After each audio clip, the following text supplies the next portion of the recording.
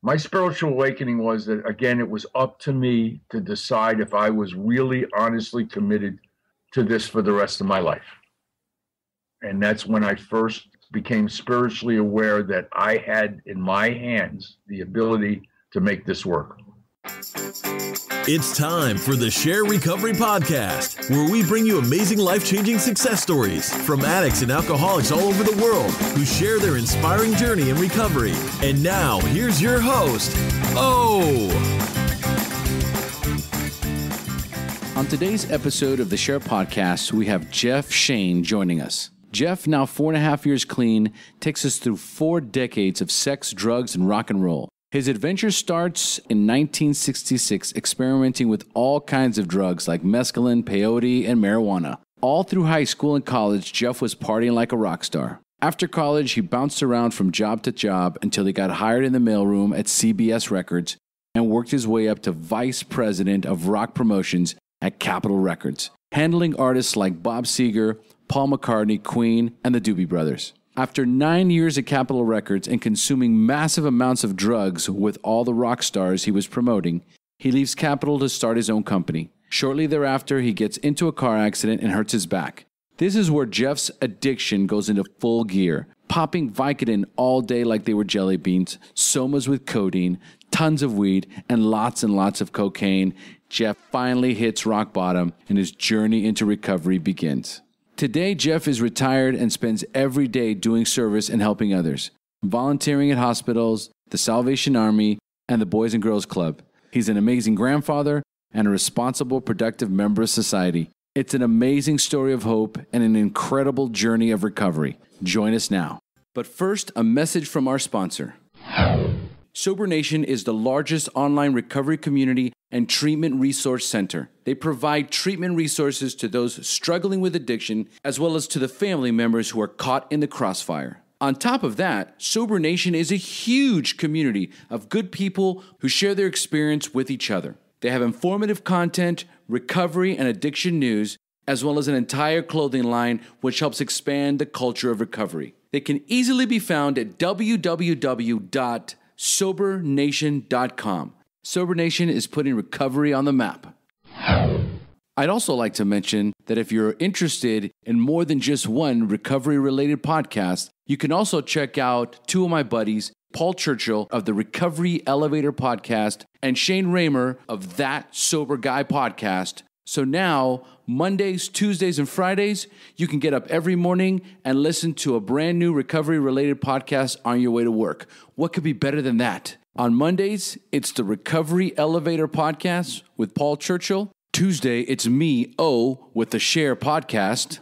And on Friday mornings, it's Shane Raymer with the That Sober Guy podcast. Tune in every week and add us to your recovery portfolio. HP, baby. And after this interview, if you enjoyed listening to the Share podcast, please leave us a rating and review on iTunes or Stitcher Radio. This will ensure we get ranked well on these networks, and that means more people will easily find the Share podcast. This is the best way to show your support and help us grow. You can also find the Share podcast on Facebook, Twitter, Google+, YouTube. Go to any one of your favorite social networks and type in the Share podcast. Remember to spell share, S-H-A-I-R, and the Share podcast will come right up. So make sure to follow us on all of your favorite social networks. And finally, if you would like to make a donation to the Share podcast, you can do so using PayPal. The entire amount of your donation will go towards maintaining and growing the show. On the top right corner of the website, you'll see a donate button. Just click on it, and this will take you to the page where you can make your donation. By donating only $5 a month, you can help support, maintain, and grow the show. Thanks again for helping the Share podcast become a huge success. Now back to the show. Hi, Jeff. Thanks for joining us. Hey, O, great to be with you. Excellent. I'm excited to have you on the show today. How you feeling? You know, life is good. Life is really good. Probably the best it's ever been. It certainly is. Excellent. So you ready to get started? Let's rock and roll. Let's do this. All right. So, folks, today we have a special guest. We have Jeff Shane. Jeff started in the mailroom at CBS Records and ultimately worked his way up to vice president at Capitol Records as a rock promoter. Today, we're going to just dive right in and we're going to hear his story. So, Jeff, tell us about how your life is today. Give us a rundown of what you do on a regular basis, your daily routine, including recovery.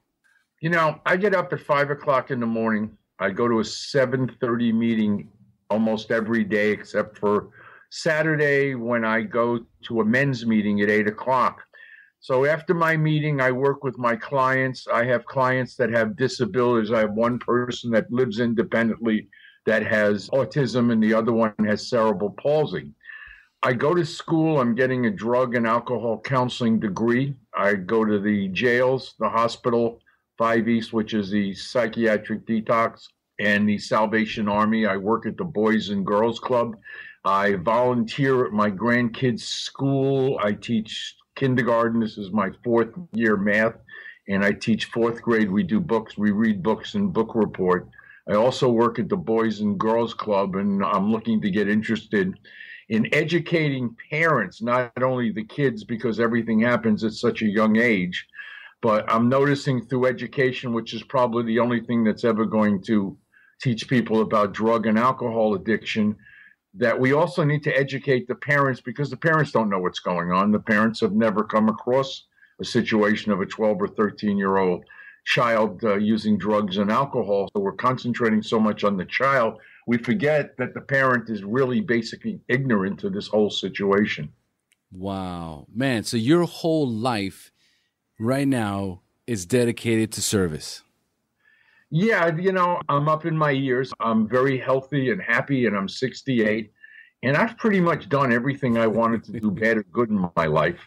And I don't know, I live here in Paradise in Santa Barbara, and I've just been continually getting guided in a direction that instead of having to make a little extra money to help with the knowledge that I've acquired in all the travels that I've been with, all the different people I've met, and give it back to other people and maybe give them an opportunity to have a little hope. I love it, man. Listeners, I met Jeff in Santa Barbara. I was visiting my family that live in California, and that's exactly where I met Jeff. I met Jeff at a 7:30 meeting in Santa Barbara, and, we connected there. We talked a little bit after the meeting, and I'm like, Jeff, you got to get on the show. He said, I'd love to. So here we are right now with the power of making meetings and growing that recovery network. It's the best thing and the most powerful thing you can do for yourself. So I'm very excited to have you on the show today, Jeff. Thank you. It's really an honor. Excellent. So how much clean time do you have, and when is your anniversary date? My anniversary date is March 27th, and I'm going into my 5th year. Awesome. So I'm a little over 4.5 years. I love it. And how old were you the first time you drank or used drugs? And more importantly, how did they make you feel? I think I was 16 years old, and I went to a high school fraternity party, and drugs weren't in my day, so they weren't adventures yet. We're talking about 63 maybe. And we had a party at someone's house, and they made rum and cokes in a kind of like a coconut shell. They wallowed it out. And I noticed that I drank and I didn't taste anything. So I just was kidding around as the party went and just kept drinking. And it was funny. I got absolutely toasted. It was the first time my father ever allowed me to use the car. So I certainly couldn't go home smelling drunk. So I wound up mopping the floor as a mop because I couldn't get up. And I wound up taking a cold shower during it. That's what I remember. And knowing I had to get home by a certain time, thinking, God, I got to come down from this shit. So, I can't really tell you how I felt. I mean, I went from never having a drink to being totally blackout, literally.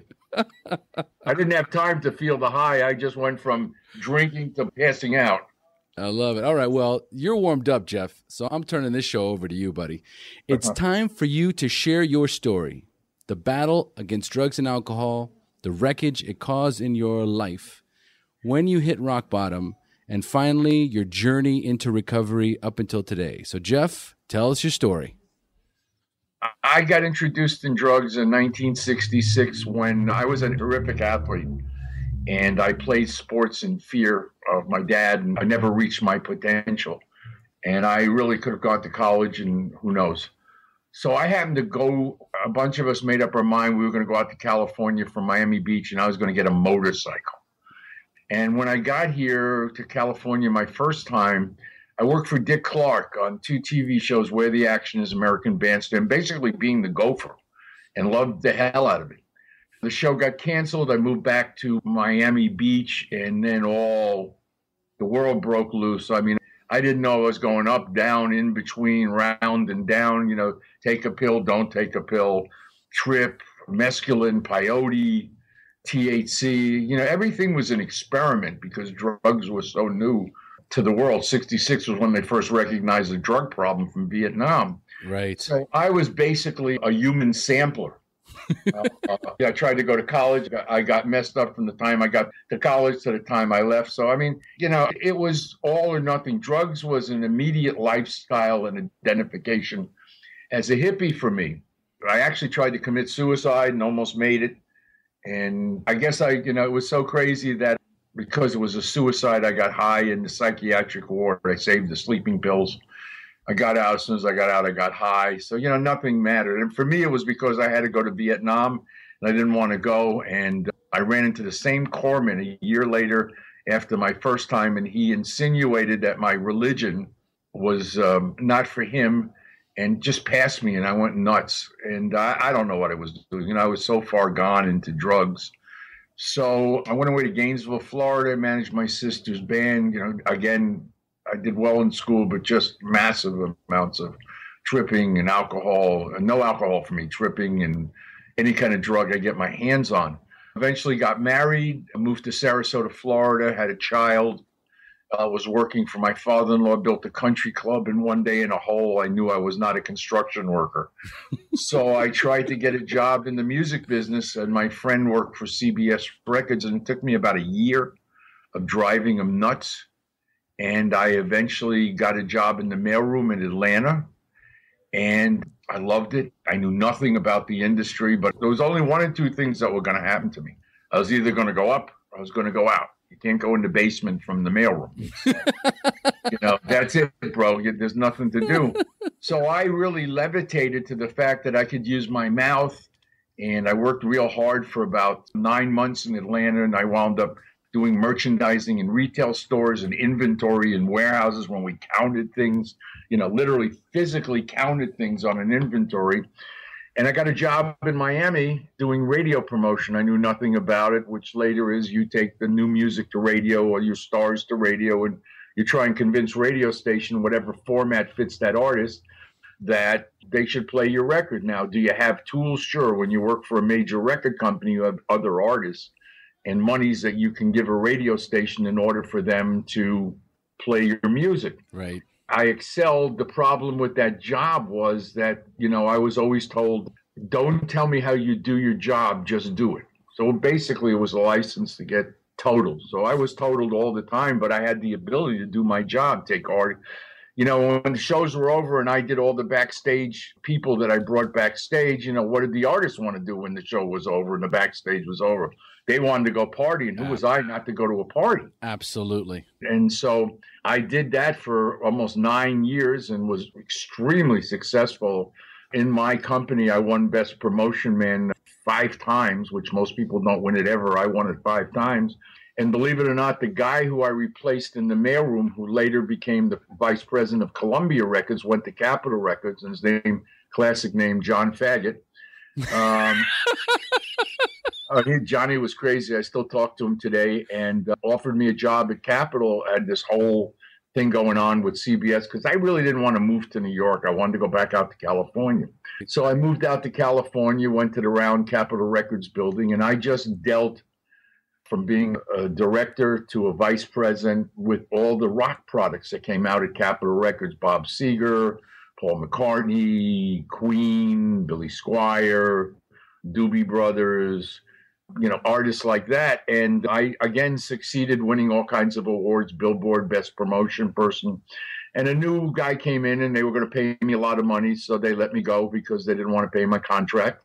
And then I started my own business. But the whole time when I was at Capitol Records, I was on the road in St. Louis and got into a car accident with, my promotion person in that area. We were at the airport. Some guy just plowed into us and I had a neck injury. And of course, that gave me an excuse to start shopping doctors before they checked on it for prescriptions. And I was just eating Vicodin like they were jelly beans. I mean, I was up to 20 Vicodins a day and I was working. Oh, wow. On the phone. So I had gone through that stage. And then when my business, we moved up to Northern California, I worked out of my house. I got up at 6:30, made some phone calls around the country for the record company. And then I went and rode my motorcycle or rode my horse or played golf and then got divorced. So I moved back to Florida, and that was kind of a mistake. I moved to Clearwater where my brother lived, and we got right back into the pain pills and working the doctors and so on, kidney stones and all that good stuff. And then I went to Miami, and I ran into someone that I went to literally high school with. We got together. She was an alcoholic, and at that time I was eating somas with codeine, and I always smoked dope. And I thought that maybe if I could just get a couple shots of vodka down, I could get a better buzz. Basically, I was also fighting a bad back, and I eventually had back surgery. But, you know, that was not an excuse because I never took the pain medicine as prescribed. I took the pain medicine under my own prescriptions. You know, instead of one every 4 hours, it was 4 and then one every hour. And I mean, I just ate them like they were jelly beans. I had the ability to talk, which is crazy, but they worked in the opposite with me, pain pills. So we stayed together about 10, 11 years. And one day I took my dog. I was really struggling. I couldn't find any work that I liked because how do you get a job like I had and then go do some other stupid job? So I had gotten out of the music industry because my time had ended. And one day I took my dog into the vet, and I convinced my addictive brain that I was going to put her to sleep. And I don't know what happened. You know, I fell to my knees when I was home at my house by myself, and I said, God, I can't take this. So I called my brother and my sister, who had both been in recovery, and I knew nothing about recovery. I just knew that after 47 years of doing drugs and then at the end, alcohol. And when I say alcohol at the end, I used to go to work. I'd stop at a liquor store and get a half pint of vodka. I chugged that down before I got out of the parking lot so I could throw the bottle on the trees in the medium strip. I'd go home and have 3 shots of vodka and then another 3 shots. In the meantime, I'm eating pills and smoking dope. Oh, man. So it's a miracle you are alive. I've been dead 3 times. Oof. I knew nothing about recovery. I thought I'd just walk in and they would help me get clean, and that was it. I knew nothing. So my brother said, you got to raise some money because we have no insurance. So I called my best friend in Nashville, and he gave me a couple $1,000s. I thought I was going to die. I couldn't believe he said that. A couple other people gave me $500. My brother and sister helped out, and off I went to recovery. 25 days, 125 meetings, no television, no phones, no computers, no reading material except what you get. I came out, went to my first meeting, hated it, but I knew I had to go to, meeting a day. Following day, I went to a morning meeting. That wasn't too cool, but I kept going because I'm a morning person and I needed to get my medicine in the morning, and I knew that. It turned out the meeting worked out well. About a year later, my girlfriend and I split because it was over. I was actually going to Nashville to work in the business there, and my daughter said, come out and you can pick up your grandkids. So I moved to California, although my daughter and I are very estranged, so I got fired as the grandpa. But I got known at the elementary school, and I started volunteering. And after my granddaughter got out of kindergarten, the second year I went back to teach, I said to the kids, you can call me Mr. Shane, or being a wise ass, I said, Grandpa. And the kids went nuts. And I went to the principal. I says, have I overstepped my bounds? And she says, no. So I have now going on 4 years of kids that I've taught. And when I take my granddaughter lunch, I have half the school walking over and saying, hi, Grandpa, including the principal. These are the kind of joys that I experienced here in Santa Barbara. I still have a struggle with my family, and I can't do anything about it. I have to accept it. But the reality is, you've heard all the service and the stuff that I do. It's a gift. That's my high now. I get a rush from that. My education is a rush. Finding new horizons, helping a kid I mentor, which I've never done before. Everything I do is literally like reliving again, because before I had to force myself, and I had to be, I had to go to that before, during, and after. Well, you had to get fucked up before you went. You had to maintain yourself while you were there and pretend that you weren't high, because you don't want everybody to think you were high. And then, of course, you rewarded yourself afterwards because you made it through. And that's a lot of work. It's a lot of work. I don't do anything anymore. I exercise 5 days a week at the Y. I work at the golf course as a marshal for free and get free golf. So I play golf 2 to 3 times a week for free. Everything is free. And I love playing golf, and I happen to be a really good golfer. Well, I don't want to say that. I'm a good golfer. I have a very low handicap, but, at my age, to accomplish what I've done, athletics has always come easy to me. But I meet beautiful people on the golf course. I'm accepted. I'm liked. My AA family here is off the charts. I have so many women that are just my friends instead of objects of exercise. I got you. And it's a beautiful thing. And so I kind of have a goal to accomplish something, and I'm not sure what it is, but it has to do with giving back and helping others to not go through 47 years what I did. Now, did I have fun? Absolutely. Did I make absolutely horrible financial decisions? Absolutely. Am I kind of strapped financially now? Absolutely. But I won't go prostitute myself just to work to get money. I'd rather give and have less. And that makes me happy because it makes my life very simple and focused. So that's where I'm at now. I live in paradise, as I said before, Santa Barbara. I'm very content with myself. I have confidence that I'm going to continue doing this. I feel honored. I feel blessed that I've seen this new way of living, because now I get to live 3 lives. You see, I get to live as a young adult who eventually gets introduced to drugs. Then I live a life of becoming married as a father and being an addict. And now I get to be a grandfather that's clean and sober. That's beautiful. So I've been really blessed to experience life from so many different atmospheres that I can at least say now there's a lot of things that I can do now that I never would have ever been able to do before. And that's how life is for me today. Beautiful. I love it. Thank you, Jeff. That is the story of sex, drugs, and rock and roll that we're so familiar with, the 60s lifestyle of the free love and, extraordinary amounts of drug use and experimenting, and to come out of it a changed person with a new lease on life. Absolutely renewed lease on life, no question.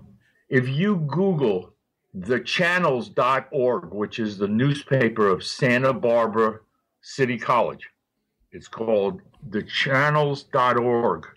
There's an article that someone wrote about me, which blew my mind. A kid came up to me and says, I need to write an article for the newspaper about you and your life. And the title is, He Created Sex and Drugs and Rock and Roll. So if you ever want to check it out, it's there. The Channels? Thechannels.org. Or you go to Santa Barbara City College, The Channels, that's their newspaper, and you look under feature stories, and that's where it is. I don't want to take you too far back, but I do want to get a little bit out of you as far as what it was like. I don't know if you've seen the movie, I think, Rockstar with Mark Wahlberg. There's a movie with Mark Wahlberg called Rockstar, and then there's the recent one, which was The Wolf of Wall Street. That was just a normal day in the life. Exactly. So tell me a little bit about what it was like. Give our listeners some stories about some of the people that you partied with and some of the stories that happened, because we've all been there, all right? But there's those great stories, just a few of them, especially when you were dealing with all these amazing artists. Well, first of all, I don't want to name anybody. Okay. Because I don't think that's fair to them and their anonymity. Perfect. But I can tell you that there was a superstar who did a TV show, and it was about a car. Gotcha. I'll leave it at that. I'm with you. And we had a convention in Atlanta, and they asked me to show him around. Man, you talk about a chick magnet. Oh, my God. And I left him, and I get a knock at my door, and he says, hey, Jeff, can I come in? Yeah, what's up, man? Anything else around the premises? I found this lady. I said, sure. So I give him some cocaine, and that's that. And about 2 hours later, knock at the door. Hey, it's so-and-so. Come on in. He says, you won't believe this. I said, don't even go there. So I said, listen, Here's the rules of the game. I have never in my life gotten seconds from anyone, but since you're with ladies that are only 11s and 12s, no 10s, you have to send them to me after you're done. This is what I'm talking about. So this went on from Thursday night to Saturday night. And Sunday, we both had to go. He had to go west, and I had to go south out of Atlanta. And he was spent. And for me, this is just another normal record convention where I almost killed myself. So Saturday night, I don't go to sleep. We take a limo to the airport. He can't even walk. So I bump him up, and he's off to his gate. And I get a wheelchair for him because he can't walk. Oh, my God. Gets there, and everybody knows who he is. I put him on the plane. I go home. It was Sunday, probably Tuesday or Wednesday. I get a phone call at home. Hey, man, it's so-and-so. When's the next record convention? Can I meet you there? I said, you going to be able to handle it? It wasn't one at the time, but that things like that. I mean, there was so many. I partied with someone that brought the Beatles to America in Fort Lauderdale, Florida. All right. I partied with a lot of members of what we call now the classic rock bands. A couple of those bands are still touring. One of them's from England who still tours. And one of its members had a club in Miami.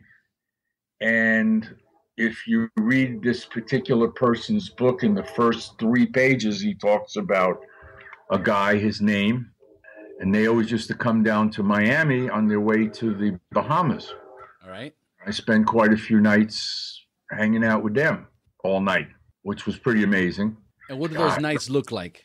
Lots of booze, lots of cocaine, and solving the world. Laughing.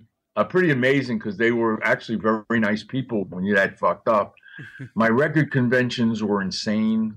You know, we were supposed to have a record convention. We had meetings at night. We had an hour rest, and then from 6 to 7, we had cocktails. From 7 to 10 was dinner, which was usually interesting because the people that did cocaine moved it around their plate, and the people that drank ate everything on their plate.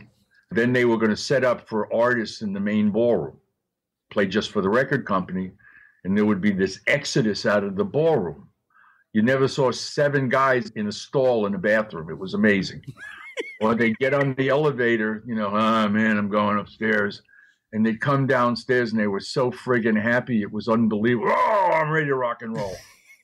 I mean, I saw so many acts. One of my favorites was I saw Jimmy Vaughn with the Fabulous T-Birds, and then Stevie Ray Vaughan came out, and Jimmy played with Stevie, and then Jeff Beck came out, and they played for 2 hours, just jammed, and it was like Guitar Heroes forever, and nobody had ever seen that, never will see that. And those are the kind of shows that they played for us in a ballroom. When it was over, you couldn't be a wimp and go to sleep at 11, 12. You had meetings at 9, so they had suites, and the suites had free booze.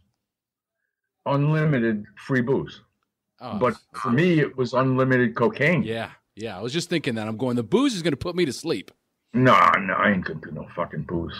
So I was at that point where I was praying that everybody would quit because the pile would be left for me. I never quit. So I would literally go from the suite to my room and get myself to the point where I couldn't sit anymore.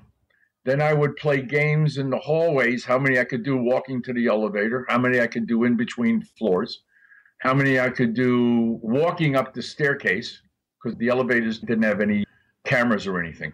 And then by the time I got to the suite, probably stay there 15, 20 minutes, maybe 30. And now my brain said, you're coming down. So now I leave the suite. I go back to, by the way, we're doing it in the suite. Of course. So I go back to my room. I bang myself up, do the same thing. And this would go on till 3, 4 o'clock in the morning. Then we have what we called, a meeting. And a lot of times I had to do a presentation. So I had to just get wired at 8 o'clock in the morning to do this fucking presentation, which I always won awards for, by the way, that's how crazy it was for doing such a good job. So everybody would quit at 3, 4 o'clock. And I'm just sitting there thinking, this is spectacular. I got the whole pile. But the whole time I have 10 milligram Valium, so I'm going to go to sleep when I want to go to sleep. Oh, my God. So when I was finally done, I would go to my room and I would take 30 milligrams of Valium and I'd smoke a joint. And then all of a sudden I'd say to myself, God damn, I feel good now. So now I don't want to go to sleep. So I would do something intelligent like, well, I'll do a few bumps before I go to sleep. That always made a lot of sense. I always wondered about that one. That was one of my ingenious moments. And sometimes I didn't go to sleep. Sometimes nobody else was awake. So I go down the lobby and talk to somebody. And I just walk around. Next morning, wouldn't eat breakfast, go to the meeting, do my presentation, and everybody think, man, that was fabulous. If they only knew where I was at, it was unbelievable. Unbelievable. It is unbelievable. Yeah, I do that for days. I would do that for sometimes 2 days, 3 days at a time. I can tell you times when I walked through hallways absolutely totaled on cocaine and thought, I can't believe that everybody else in the world isn't as high and as happy as I am. I thought about it the other day and I thought, boy, you talk about insanity. Yeah. That's insanity. And I mean, everything I did was really borderline insanity. Everything I did was in excess. And certainly I didn't think of any repercussions. I just thought of doing it. I did a tremendous amount of cocaine when I first moved to Costa Rica. And listening to your stories, I'd forgotten just how bad it was and how delusional I was about the drug and how extraordinary I became when I was using it. And that same thought of, I can't believe I've never done this. It took me so long to discover it, number one. I can't believe not everybody's doing it. As a matter of fact, I used to think that other people were doing it, but they just weren't talking about it. Oh, I never thought that. I didn't give a shit. I only cared that I was doing it. And since I came from Miami and I knew I had the best, I didn't give a shit. I can't tell you how many times I turned it down because it was terrible. The other people had, and I didn't want to be a snob, but I wasn't going to put that shit in my nose. Oh, wow. So I just remember that I thought that when I got high on cocaine, first of all, I couldn't stop. But once I got high, I had no fear. Nothing made me fear. No. I mean, I could do my job. I could drive. I could do this. I loved having sex. I never wanted it to end. It was never any compassion or passion. It was just a physical exercise to see how hard I could go until I said, okay, I had enough. I'm going to sleep. You know, it wasn't very much compassion involved in that. It was just a physical exercise. And of course, being in my position, I don't remember how many women I had. I do know that I had a woman in every city with cocaine waiting for me. Oh, that's the dream of every cocaine drug addict. That is absolutely the dream. You were living it for all of us. I lived the dream. I promise you, I lived the dream. Yeah. And for how many years? I did that with that amount of cocaine for about 12 or 13 years. That's just unbelievable. It's just a miracle that you're alive. Now, you did mention in your story that you'd OD'd a few times, right? Well, one time I tried to OD because I didn't want to go into the Army. I had the sleeping pills set, and I told the guy at the draft board, since he told me I was a Jew with my phony notes for the second time. So he asked me, what am I going to do? I'm going to get you inducted. I looked him square in the eye and said, I'm going to go home and commit suicide because I'm not running from my country. I went to a friend's house and I lined them up on the table and I ate them.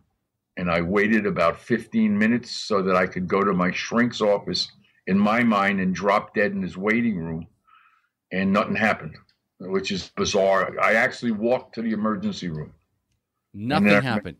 No, and then I remember getting wired up with all the tubes down my throat and in my arm and in my nose, fighting everybody in the emergency room, telling them it's none of your fucking business, leave me the hell alone. And then I kept pulling the intravenous out when I was in my room. I was not a good boy. No. And a couple of times I did too much drugs and I passed out. Wasn't sure I was going to wake up. Now, is this, for example, when I used to do too much blow, I used to just take either Valium or Tylenol PMs, smoke tons and tons of weed as much as I could and drink at the same time to try and go to sleep. Is that what we're talking about here? Yeah, I couldn't fall asleep, so I took another Valium. I couldn't fall asleep. I took another Valium. And then a couple times people would say to me, told me, we weren't sure if you were breathing. We were going to call 911. Again, every day was living on the edge. I wanted to see how far I could push myself. And what was that final straw that finally you said, that's it, I'm done? What was the story of your bottom, your rock hard bottom, where you said, that's it, I'm done here. I gotta get. I had smoked cigarettes when I was younger and just cold turkey. 3 packs a day. Okay. I smoked about 5 years in my early 20s. Uh-huh. With the cocaine, it got to the point where the following couple of days, I was so dehydrated that I had so much stomach problems. So one day I said, that's it, I'm done. No rehab, nothing. I quit after, literally doing it every day and lots of it. So I'm pretty disciplined. I was an athlete. I understand what it is to be disciplined. We have a saying, when you're done, and when you're not, go back out. But the door is always open, no matter how many times you come back. And once I went into recovery, I knew that either you do this. Someone said something to me that really made the most sense. They said to us, this is the only thing in your life that you're going to do that 99% is a failure. And that's always resonated with me. So this is either 100% or nothing, because I know for a fact. Someone said, what would you do if you were going to go out? I said, I want a bag of the best weed. I want a bottle of Grey Goose. I want a bottle of Quaaludes and Percocets.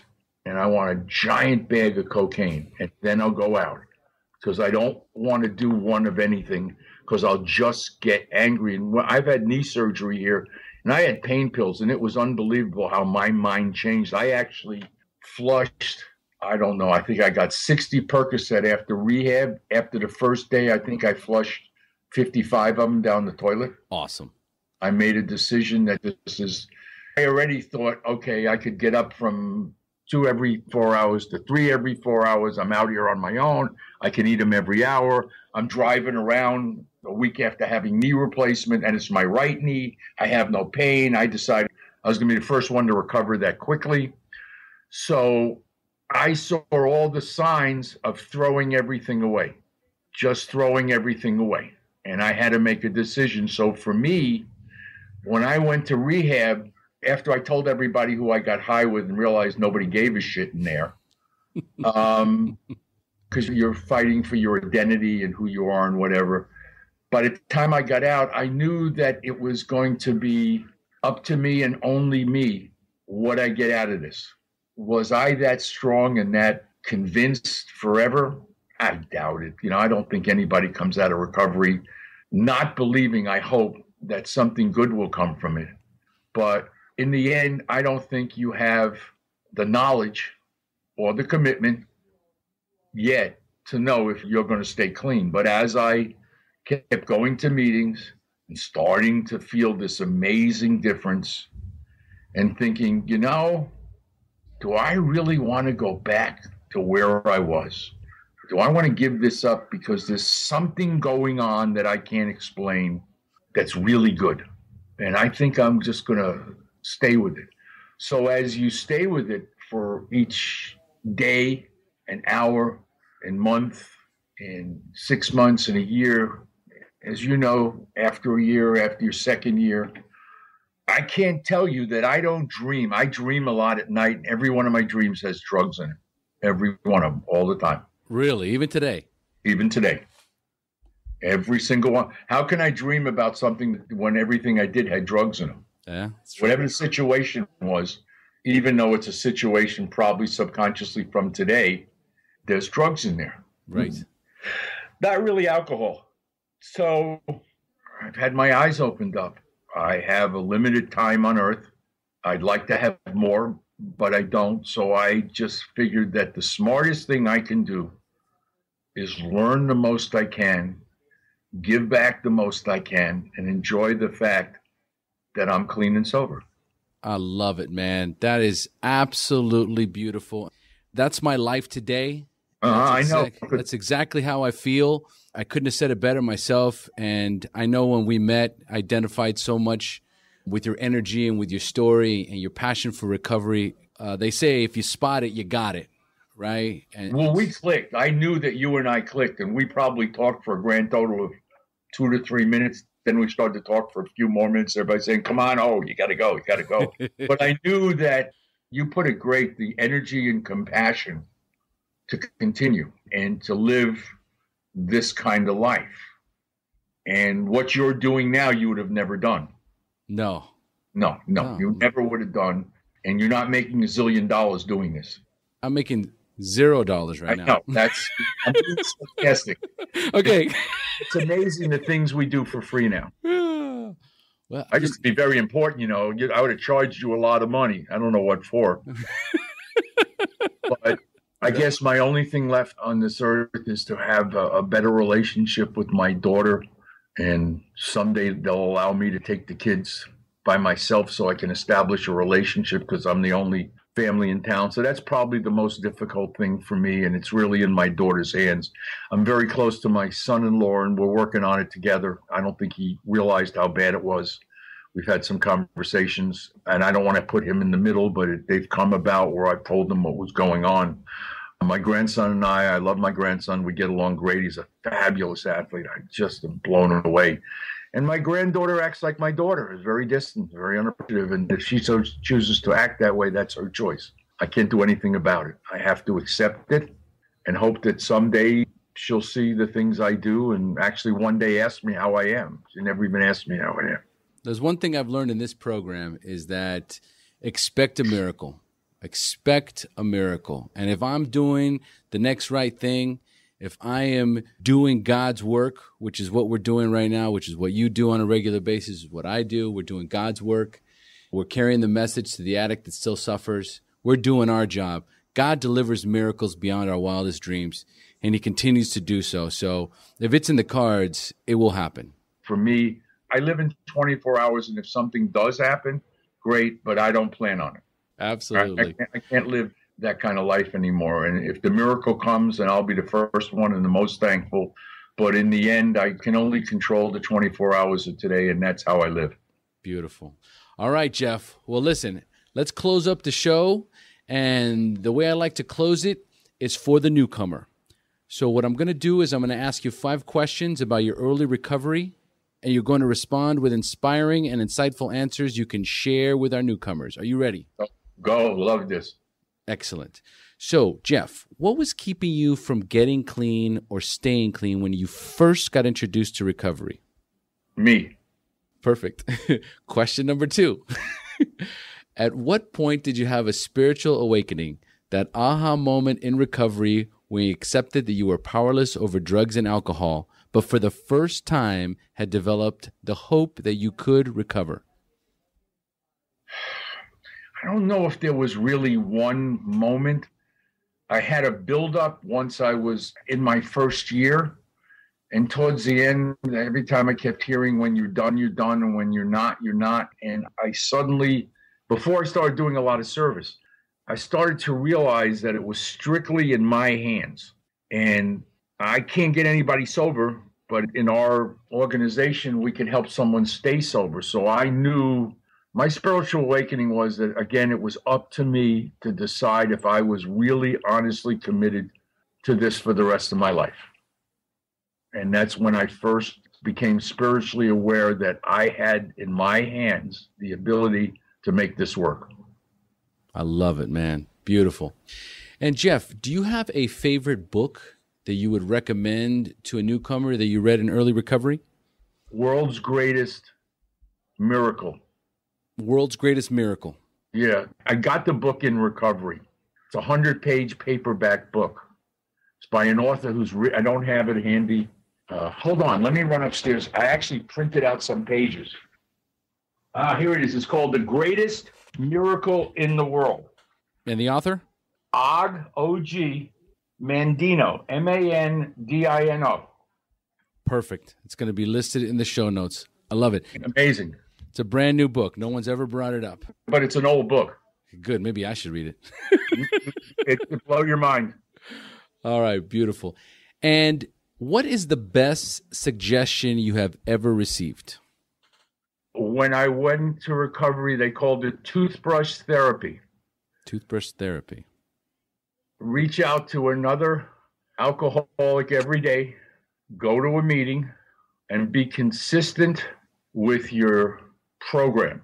For me, it's I read one day at a time, just for today, and a Buddhist book. I read the prayer of St. Francis, the 3rd-step prayer, the 7th-step prayer. Thank you for giving me, taking me, and leaving me.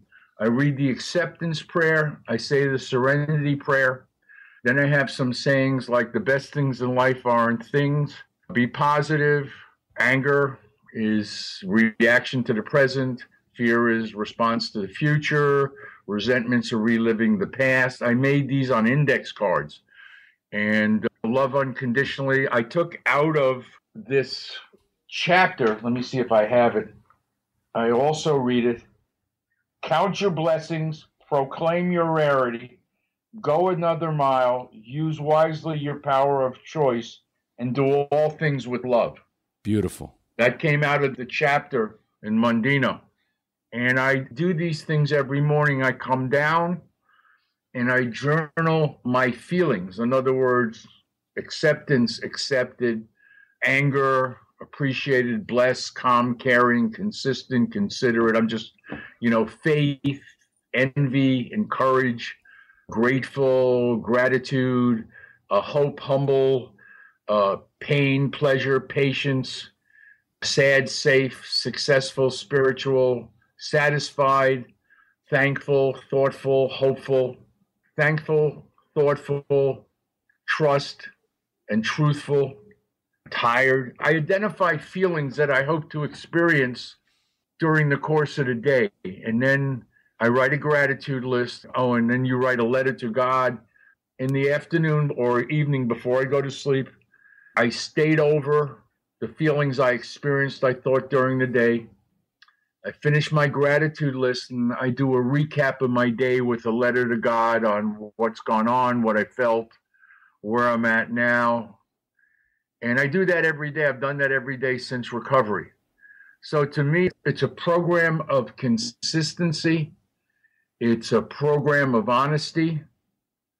It's a program of repetition because we never learn anything without repetition. That's why we read the same book and the same stuff. That's what I do every day. And another book I would recommend from the place in Minnesota, it's what's the big place in Minnesota that's been there forever before? One Day at a Time is their own book. Is it Hazelden? Right, Hazelton. That One Day at a Time is fabulous. They got tons of literature. Right. So, I'm a morning person. I do a lot of stuff in the morning and I do a wrap up in the evening. And that keeps me connected. I try and meditate in the morning or meditate at the meeting, and I do a little breathing at night. And I do a lot of reading. I read books to get away. I don't read books for knowledge or something like that. I read books to enjoy them. And that's what I do. Beautiful. That's how I go to sleep now. Spectacular. I don't have to medicate myself to go to sleep anymore. No, none of us do. And I remember when I was early in recovery, and for whatever reason, once I was done, I was done. I was terrified of drugs when I came into Narcotics Anonymous. That's where I got clean initially. And I was terrified of drugs, so I wouldn't take anything once I made the commitment to stop. And I remember guys used to come in and go, man, I can't sleep, and I can't do, all that stuff. And they used to whine about it. And I remember the old timers would say, well, then stay awake. And they would look at the guy like with bewilderness and go, well, what do you mean? Well, if you can't sleep, then just stay awake. Eventually, your body will shut down. Right. All right. I had about 10 days in recovery where I couldn't sleep and I started to go crazy. I had the picture show in my head, the picture show of the past, the picture show of the future, the picture show of the moment. I couldn't shut my brain off. And then one night I went to sleep and I thought, Jesus Christ, that was nice. And even as a kid, I had this enormous fear of going to sleep because when I was growing up, I still wound up, I'd go to sleep and I couldn't fall asleep for an hour. And I always had that toss and turn and I couldn't fall asleep. And how do people fall asleep immediately? It's like, God, that's crazy. How did they do that? And I had this fear. So I said, well, I'm not laying in bed and tossing and turning. I'm going to medicate myself. That's it. I'm going to medicate myself.